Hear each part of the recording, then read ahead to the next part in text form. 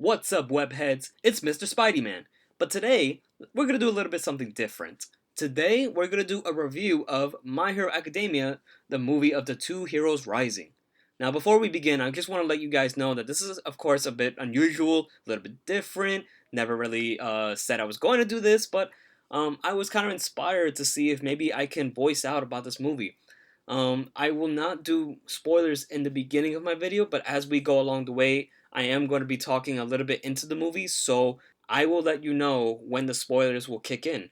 But as for right now, let's just talk about it. So I hope you guys will enjoy this, and if you do, let me know in the comments below. With that, let's begin. The movie is, to my opinion, one of the best movies they've ever made, which is technically the second movie they only ever made. However, with everything they've ever created for the shows, the OVA, the first movie into this one, you can tell that they still put so much time and effort, and I'm so glad that we was able to get this throughout this year. And let me just be honest with you guys. I my heart was like fluttering from the beginning of how light it was up until the climactic ending, and it was just intense throughout the way. And at some moments I said to myself, OMG, man. I'm so glad of the ideas that they thought about doing and they just did it. And I don't know if, like, us fans had ever said to themselves, like, I wanted to see this happen with particular people. And then to me, I feel like they did. Now, I can only say so much. So I'm going to put this for the non spoilers as of right now. But, throughout the journey, you're kind of just like, with Deku and the rest of his team on an island, Naboo, a little bit further away from Japan. And the idea is that they're just going to be, focused on themselves and enjoy their time, but also be a hero, as, what we've understood from the trailers. Throughout the movie, we understand that there's an antagonist who wants to make sure that he can better himself. His name is Nine, the antagonist. So his name kind of already, kind of explains it for himself, but again, won't say much into it. Um, Throughout the movie, we see everyone, the whole UA squad, putting the efforts that is just so vital, and they every single one of them put an effort that I can always appreciate. I felt like throughout the fourth season, it kind of felt like some of the heroes, some of the UA squad heroes, they just wasn't highlighted, and for good reasoning. It was understandably for what the story had to progress through and where we need to lead up to, and we have so much journey to go through. And right now, if you are kept up with the season, that you know that we are now focused with them. However, with that being said, I just have to tell you guys that if you have thought about seeing it, then you need to go see it. I saw it Friday, and I'm hoping to upload this on the same night, which should be. And if so, you guys have to see this movie, just straight up. Like I said before, if you've seen the movie, correction, if you've seen the first movie, if you've seen the series, if you've seen the OVA, and you enjoy what this whole series is about and what it provides for you and what a hero means to you, then this is a movie for you. Like there's no if, and, or but. So do me a favor, go watch the movie, and then let's talk about it. All right. So now I'm gonna get to the spoilers. So this is your spoiler warning right now. If you have not seen the movie, I highly encourage you to do so. But otherwise, let's talk about it right now. In the beginning, we see that there's a lot of mayhem of a car chase scene, well, a truck chase scene, and we see the League of Villain trying to escape the heroes from being pursued, and ultimately they turn out to be twice as quirk of the clones. And Endeavor, along with some of the pro heroes, realizes that even though that they were fake, they have no idea what was their purpose, no idea what they were trying to achieve. So we fast forward a little bit, and we see that the UA squad is on the Nabu Island. Now, the purpose of being there is because they needed to improve their skills as heroes on-call situation and or crisis. So, although this was like All Might and the principal and other pro heroes' idea for the students. It was more also because of the mid chaos that was happening throughout the city of Japan, and it felt like they just needed to like step away from that because they're always so targeted, which is very true. If you haven't noticed by now, like every season they're either targeted by League of Villain, All for One, and so many others. Like can we just give the kids a break? But with that being said, I understand because I am Mr. Spidey Man and I have a little trouble myself. But either way, as we see with Deku, they get a call and they turns out they need to find a couple of kids. Well, a certain kid. Correction. They needed to find a certain kid. And as they were searching for them, of the other UA heroes was also attending to other citizens and helping out on the island. Some for purpose of fun, some for their own safety, some because they just could not get to their destination. So we had like for example like Ida carrying an old lady who was very generous to get her from point A to point B within a heartbeat because of his quirk. So moving a little bit forward, we see that Deku eventually finds the kid. The kid's name is Katsuma. Katsuma is the little brother of another girl that we'll speak about in a couple of minutes. But Deku finds the kid. It took Deku over an hour, and to know that acknowledgement was because of, you guessed it, the older sister. The older sister, Miharu, was saying how, oh, Deku, you took way too long. A pro hero wouldn't take as long, alright? This is why I don't like heroes. Spoiler alert, yeah, she doesn't like heroes. So anyway, a little bit fast forward, and I'm just gonna talk about like the main plot points of what was so important about the movie. We see that Nine, the antagonist, was chasing after a person who turns out to be the father of the two children. So at first, when Nine was able to find him and he was able to go to him, Nine tried to collect his quirk. That's one of his abilities. He can take somebody else's quirk. We know that his name is Nine, so it's imperative to understand that his quirks are venturous and it can be manipulated to his will. However, he can only use his quirks for so long before he starts getting a damage side effect, recoil, if you will. And the purpose he was going after the father was because the father was able to use a certain quirk that would have helped Nine's health. So when we find out that the father was not the actual blood type, which was very imperative and very situational, Nine was of course upset, but that he soon realized that the father has two children, and that he was very confident in the fact that the son, once again Katsuma, has the same ability, or even the daughter. But with Nine's other quirk, that he can see another person's individual like being, he can see throughout what their quirk is. We see throughout that later on in the film. Fast forwarding a little bit, and we see Deku and Bakugo kind of talking, and it again confirms the time period of where we were.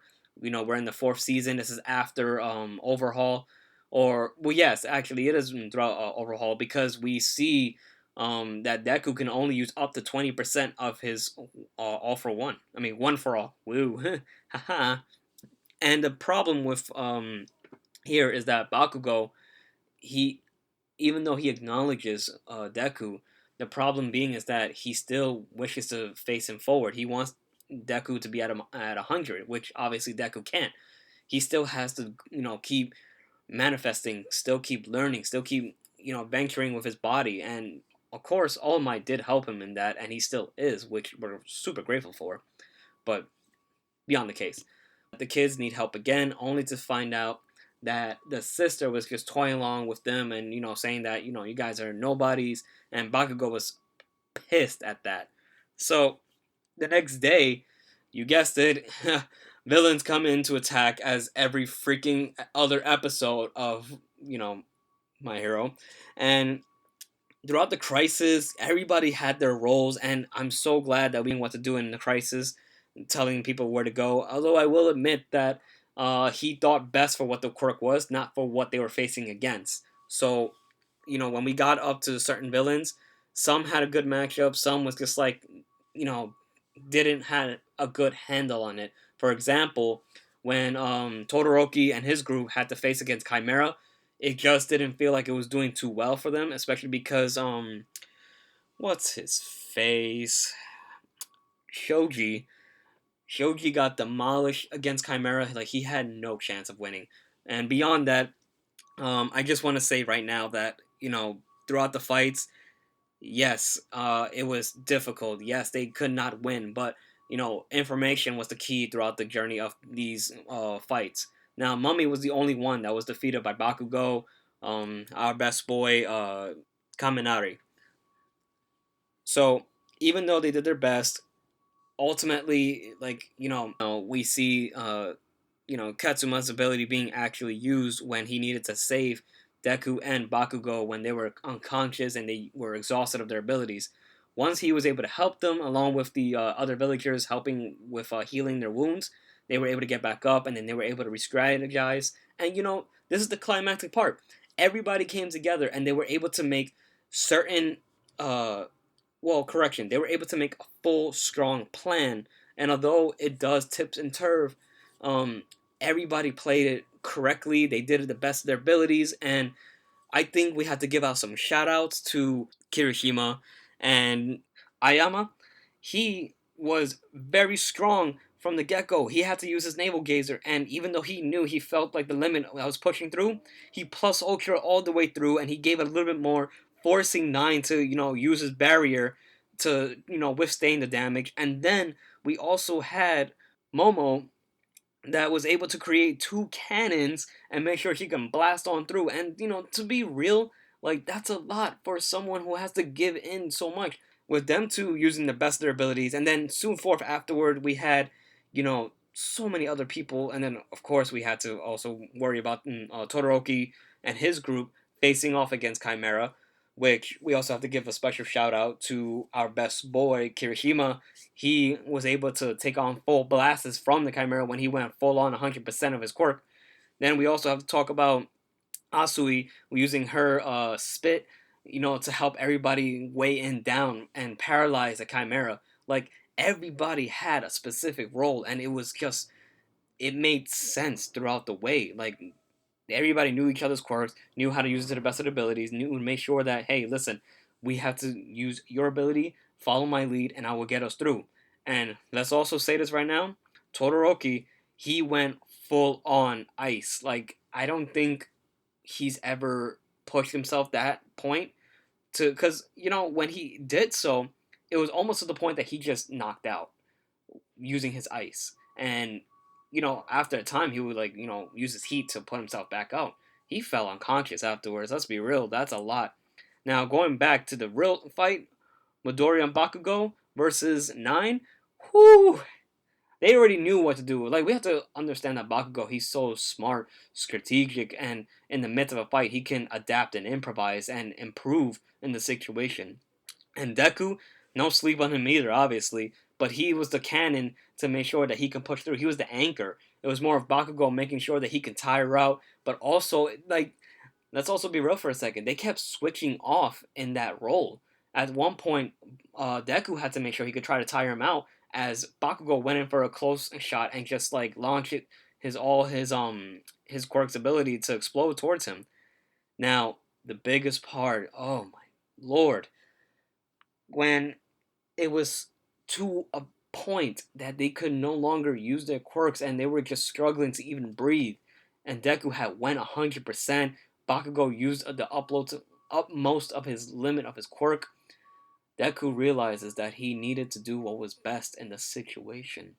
He had to use his ability to transfer his one for all and give it to Bakugo. And the reason why is because he saw the situation in front of him. He knew that he couldn't do just one full of 100% towards Nine. He needed to have two, and he realizes the heavy loss that will be towards him. It means that he would no longer be a hero.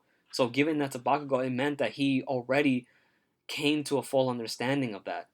But he did it anyway. And oh my, Bakugo, he went full on Super Saiyan. It was the most outrageous, most coolest thing ever. And they were able to just go 100% Detroit Smash using all their limbs. And you could see so much pushing from Bakugo because he would not stop. he was just like, I will not quit because you know why? Because I am the best hero. Like he said it to himself. Like he was just like, I am going to be the best hero. And this was the moment that he said to himself, I am the best hero. And Deku, he just all he cared about was making sure that we would win. And after the defeat of Nine, because he could no longer take the strain from both of the heroes and overall everyone, it was almost as it was almost that Deku was going to lose his quirk, and All Might was the first person we saw after Deku like coming back to conscious to only say like, I'm so sorry that I was going to, I gave the quirk, but you have to understand what was happening, and it was for the best, and please don't be upset at me, and it was, I'm sorry. But here's the thing, Deku's ability, his quirk, wasn't transferred over fully into Bakugo, because apparently in the movie, if you transfer the ability to someone and you both fall, in an unconscious state, you both won't. It will not transfer to the other person 100%, and it will in fact revert back to the first person, and that is exactly what happened. So, and ultimately, Deku was able to keep his quirk. Deku was able to keep his quirk and make sure that he can still be the hero that we will promise to see him to be for the future. At first, I have to admit, I thought it was going to be a whole new journey of Bakugo and Deku using One for All, but ultimately, that was not the case. Bakugo has no memory of it either. He has no memory of using One for All. So now it's just a continuation of just Deku, focusing on himself, and Bakugo still trying to be the best hero, ultimately triumphing Deku. So, and as for Nine, Nine was just, yeah, he was blown away literally, and ultimately, I'm really proud. I understand that we may not have another movie, and that's kind of unfortunate. I feel like these movies really can draw out so much from us as the audience and the fans that I personally love going to be seeing a movie with other fans and just enjoying such a climactic, crazy movie together. But anyway, I digress. I 10 out of 10, 5 out of 5. That would be my rating. Just, no big deal or whatever. And that's it. That's all I really have to say. Ultimately, it was a great movie. And I have to say thank you to, the production team. Thank you to My Hero Academia. They inspire me to continue to do what I love to do. Hopefully, I will be able to produce so much more videos, and I want to be able to produce videos myself, whether I'm in a costume or if I'm doing something else different entirely. Let me know what you guys think. I would love to hear your opinions, thought about the movies, what you like, what you didn't like. Maybe you didn't like this movie at all. Maybe this movie just wasn't in the big what if of franchises that should go under. So, with that being said, guys, I hope you guys enjoy your time. Hope you guys see the movie soon, if not, if you haven't already. And yeah, I'll see you guys soon, alright? Till next time. Spidey out!